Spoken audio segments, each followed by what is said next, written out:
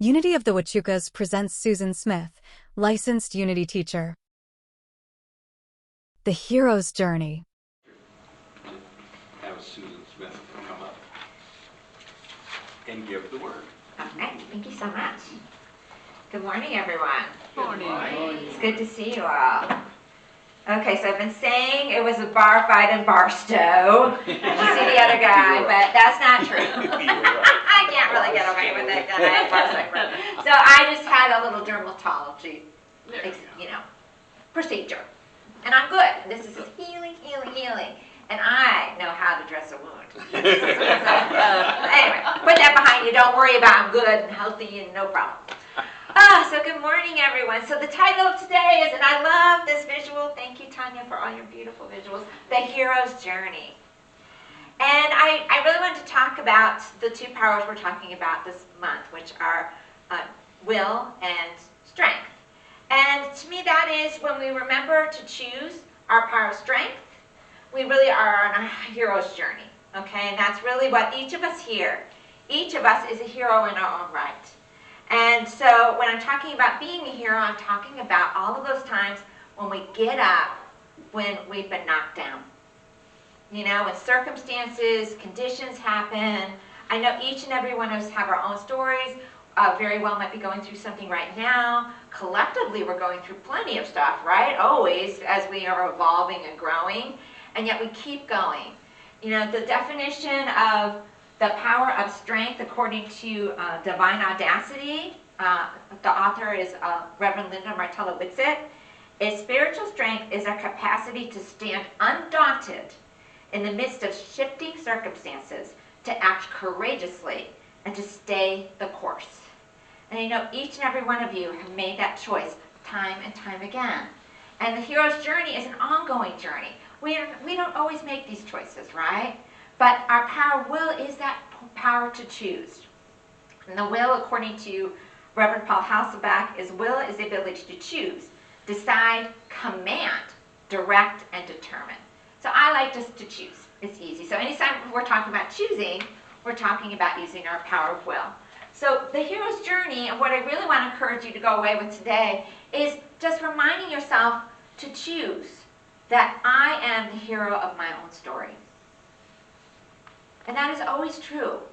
So when you can redirect that to you and remind yourself of that, and I'm going to tell you like 3 kind of heroic attitudes you can have or choices you can make to help you activate that power of strength. And I'm going to do this today in the way of telling you a story about someone I call my hero's hero. And I told you a little bit about, I told the story years ago, and I don't know how long. Tanya and I were trying to figure it out this morning. It was a while ago. I think it was one of the first stories I told when I was here. So you might remember it, you might not, but it bears repeating. So this is a story of someone I call my hero's hero. And her name is Sha Wei. My sister Sandy was a principal of a K-8 school when she met Sha Wei. Sha Wei was a 12-year-old girl. She had just been in, right before she started at my sister's school, she had been in a horrific plane accident. She was on a sightseeing plane in the Grand Canyon. She was a Taiwanese tourist. She was on the plane with her father and her 2 sisters and some other people on her trip. There was a horrific accident. Her sister, unfortunately, she woke up from this accident, and a lot of these facts I'm telling from the story, I knew her personally as far as through my sister, but some of the facts come from an article from the Arizona Republic that were written when she was 18. And it was written by Tom Zollner, and it's called From Cameron Wreck to a New Life Sport. Just want to give him credit for giving me some info. So she was in this wreck. Her sister was flown from the plane, broke her bones, fortunately survived. Unfortunately, her father and her other sister did not. And she woke up from this plane wreck, seeing her father and sister not making it. She was in flames. Her body was, she took snow and patted the fire off. She was there for an hour before rescue came. An hour. She ended up at the Arizona Burn Center in Phoenix with a less than 1% chance to survive. A less than 1% chance to survive. She became what her doctors all call a walking miracle. And certainly that is amazing. And most people would not survive that, and it's understandable. For some reason, Xiaowei just did, right? The ways are mysterious sometimes. But she survived. She survived, as this author describes it. They said that she had a 6 weeks coma, 24 skin graft surgeries. Within this time before the article, years of rehabilitation, and of course just the physical pain. Plus we have to understand what happened to her family and dealing with that, being the survivor. So Sandy met her, was this principal. Xiaowei started later in the year. It wasn't at the beginning of the year. Sandy was told, okay, you're going to get the student. And Sandy did a lot to prepare everyone for it. And this was a pretty large K-8 school. She had firefighters come in and tell everybody, okay, this is what this is. This is the type of accident. Because Xiaowei was going to start in a new school, in a language which she didn't know, in a country she never planned on living in. But now she has to make her home as she recovers, in a full burn bodysuit at 12 years old in middle school. Just try to imagine that. Talk about stranger in a foreign land, And so Sandy came home after this day. I'll never forget it. And they go, Sandy, and Sandy did everything she could to prepare. And so I said, well, Sandy, how did it go? How was Xiaowei? Because she was very concerned and really wanted to do all she could to set the path for as good experience as she could have at the school. And these were the words Sandy said to me, and this was true for the 2 years she knew Xiaowei. She is the most positive person I have ever met. Imagine that. And if that touches you, it's because there's within you the same. Within you is the same strength and resilience, the same positivity, the same energy that has fueled you through your life and your challenges. So as you hear it, so isn't that amazing? She's amazing. So I'll tell you more about Xiaowei's story as we go. And there's three, and as this person interviewed when she was 18, and they're like, there was another accident victim, very similar circumstances, and they said, well, what do you think about this person? And she's like, well, it's really about their attitude. And if they just have the attitude, they can get through this and do great things that no one else can. So this is years later. This is how she has come through this whole thing. So it's a choice, and attitude is our choice, right? When we become aware of it, give yourself a break, right? We're doing the best we can based on the conditions and conditioning, but when we become aware that there's a choice point, we can take that choice point and choose to remember our power of strength. Choose to remember our power of resilience, our power, as Reverend Linda says, to stand undaunted in the midst of circumstances. Certainly that's what Xiaowei did. To act courageously.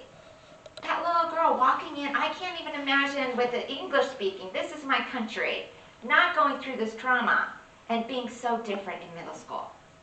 Look at what she did, and to stay the course. Years later, there she is, still going along.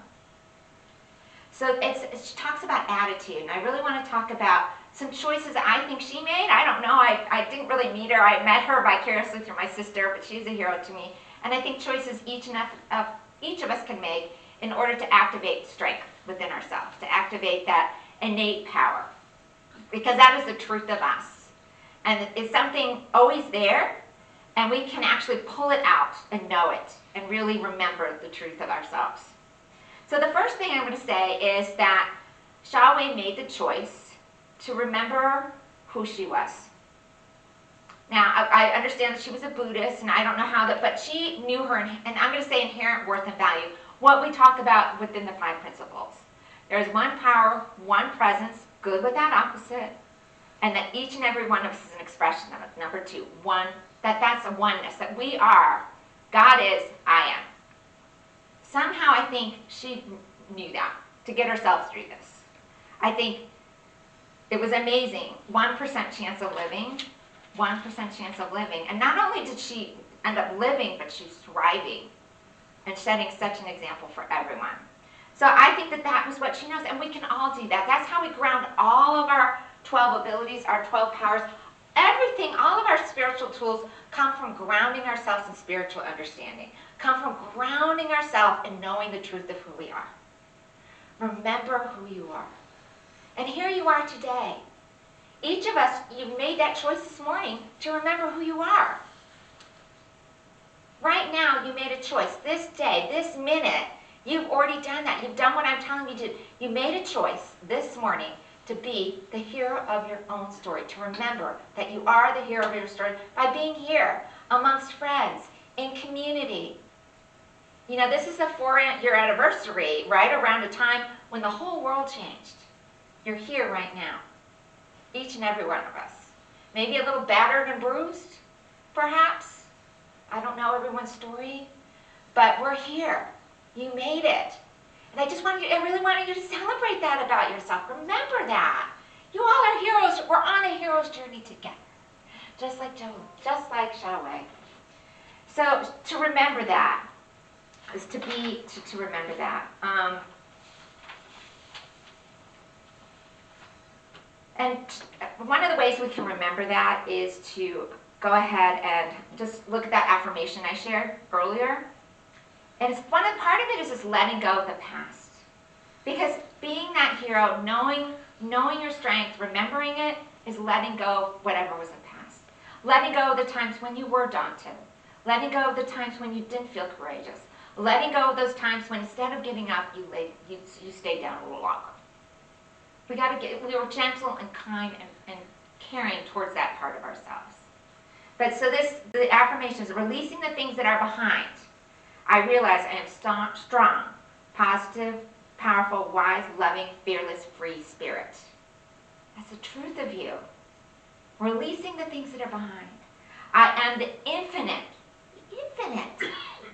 expressing at the point I am. I am peace in the midst of all matters. It's not about the circumstances we find ourselves. It's about the consciousness we bring to it.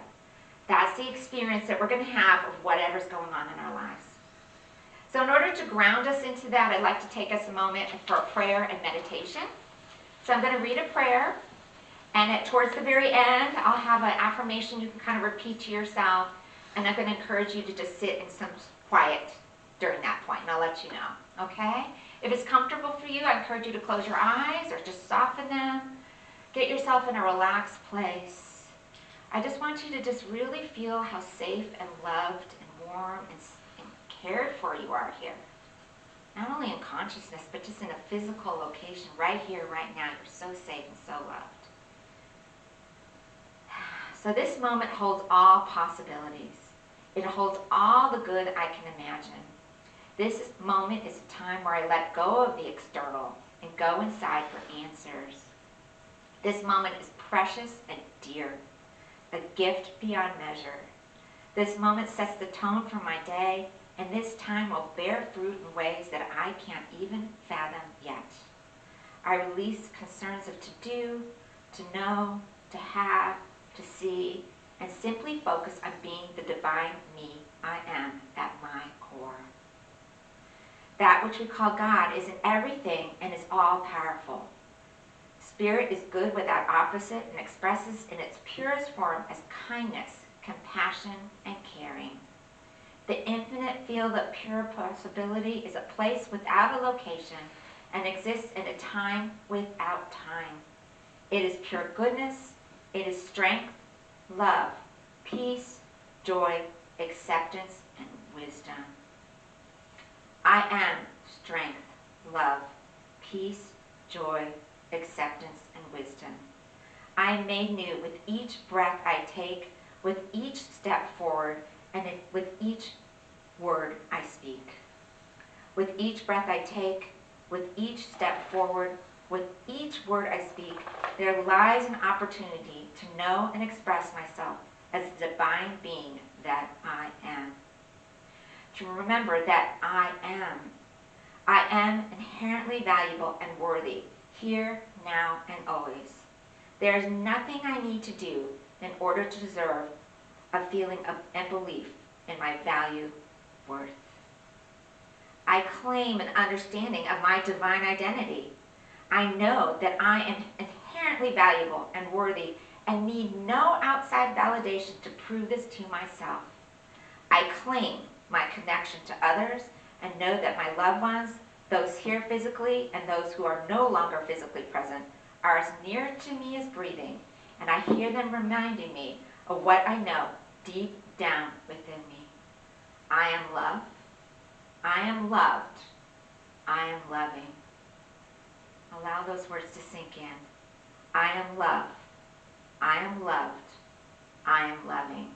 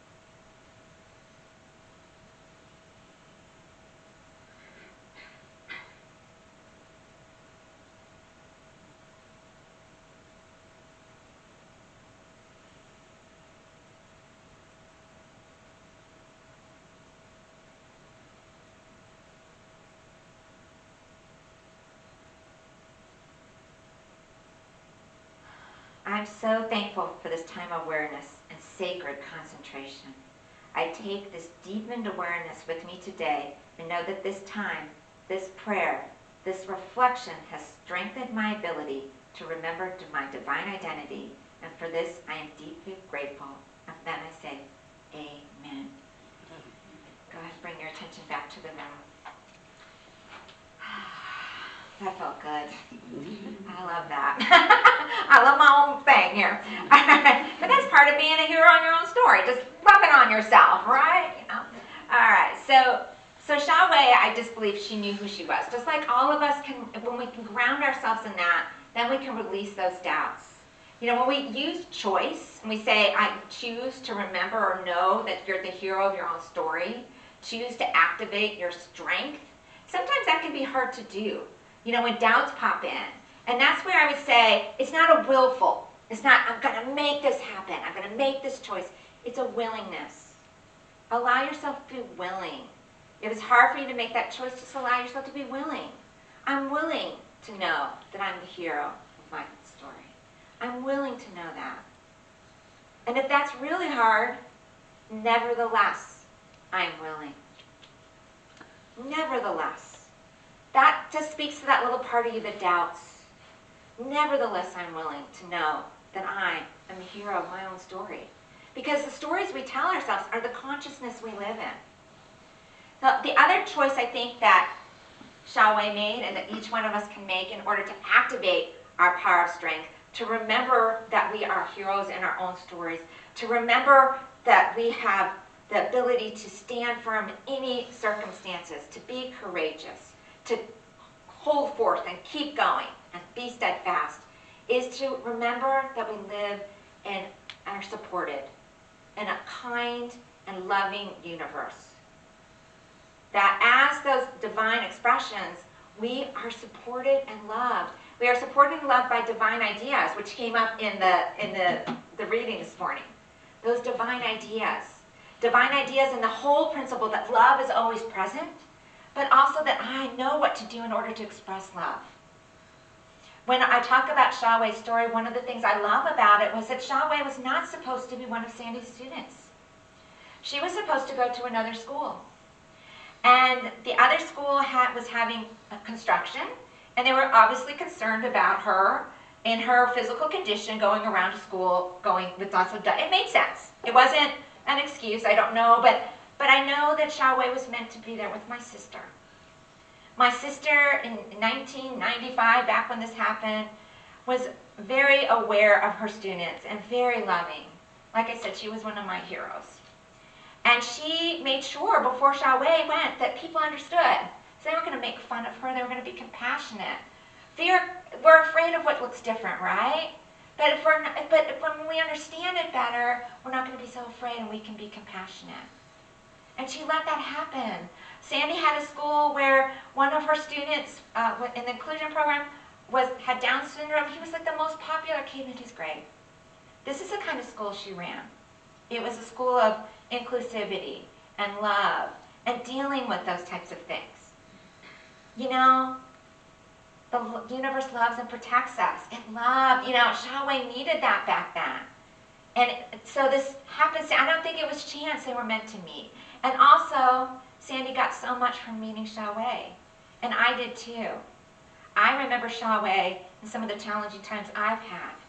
If Shaowei can do that, I can do what I need to do when I've faced some really tough times. Because whatever is in Shaowei is in me. Whatever I'm inspired by in Shaowei is in me. That's the truth. So her story has inspired me and my sister.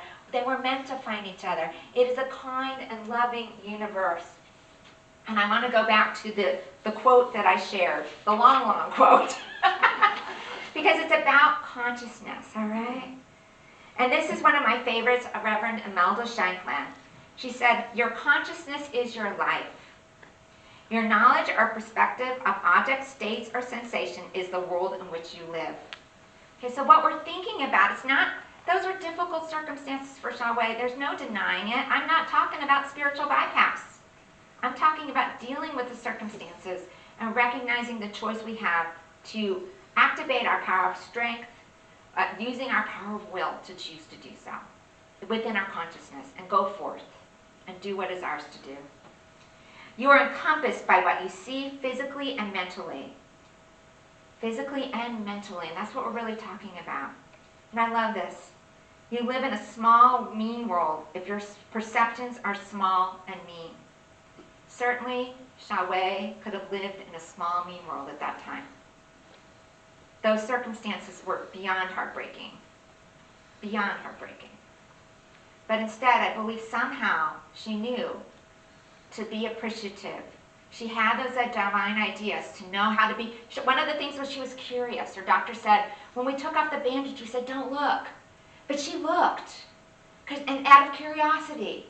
That was her divine idea. I'm going to be curious. I'm going to learn.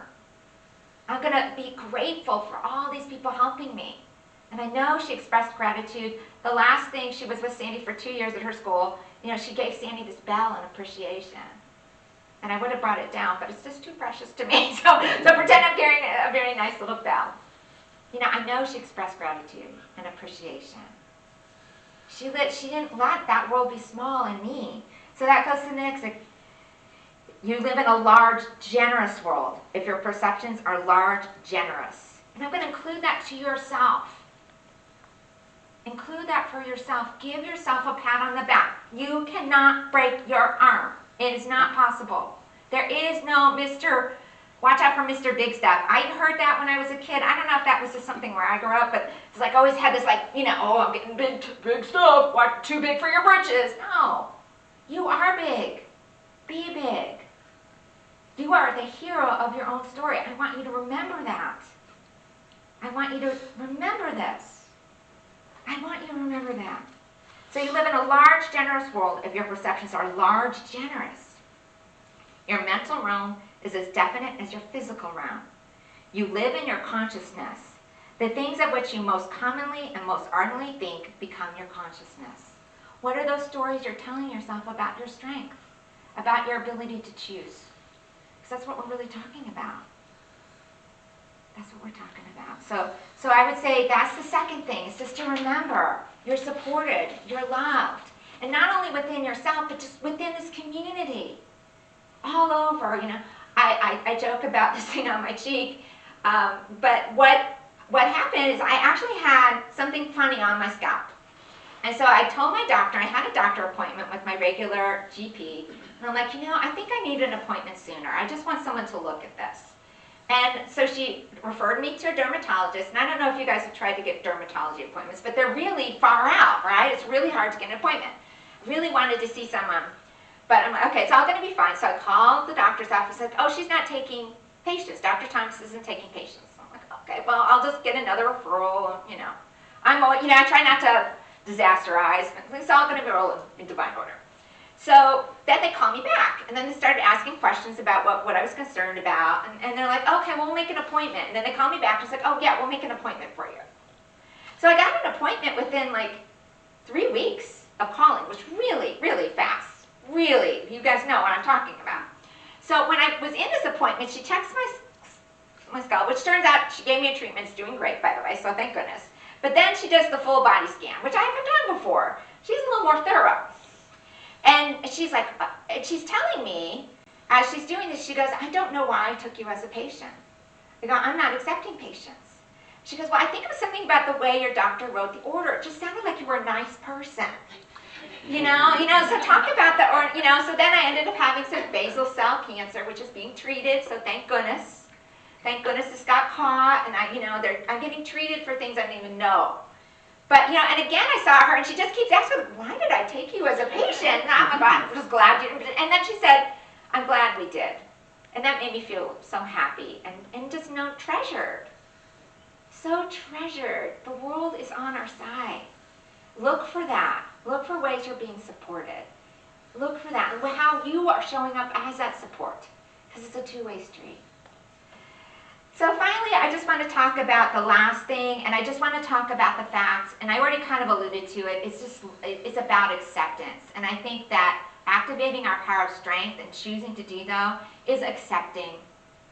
In this article that was written when Xiaowei was 18 years old, the author talks to her about the fact that Xiaowei and her mother and her other sister who survived the accident went to the Grand Canyon for a trip. And they drove by the airport. They drove by that airport where everything happened. And this is what she said. She goes, we took pictures and didn't talk about it, she said. It doesn't matter anymore. It has passed. I want to look forward. Wow. If she can look forward and put that behind her, I know each and every one has the capacity to do the same thing. With gentleness, with kindness, nevertheless, I am willing. Nevertheless, I am willing to be willing, to be willing, to be willing. Be where you're at. That's just fine. I share this story and inspiration not in any way to be seen as a comparison. It is to inspire you, to remind you how many times you've chosen that power of strength, chosen your resilience, chosen to get up and keep going when you didn't want to. I want you to remember that, and I want you to know that you continue to have that strength, and you're in support all the time to do just that. That is why I share this story today. I am so grateful to be here with all of you. I want to hope this week that you'll just remember who you are, the divine. Remember that as the divine human you are supported.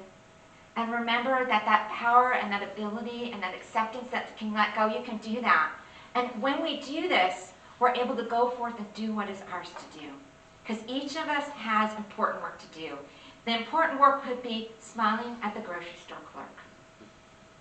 That is important work. It could be appreciating someone else's art. That is important work. It could simply be sitting in silence, which is not simple at all, and recognizing, knowing love and peace for everyone. That is important work. Eric Butterworth says, there is a divinely inspired potentiality for creative expression within each one of us that the world needs and is awaiting. I am grateful to be on this hero journey with each and every one of you, because we are part of each other's journey. And for this I say thank you. Thank you.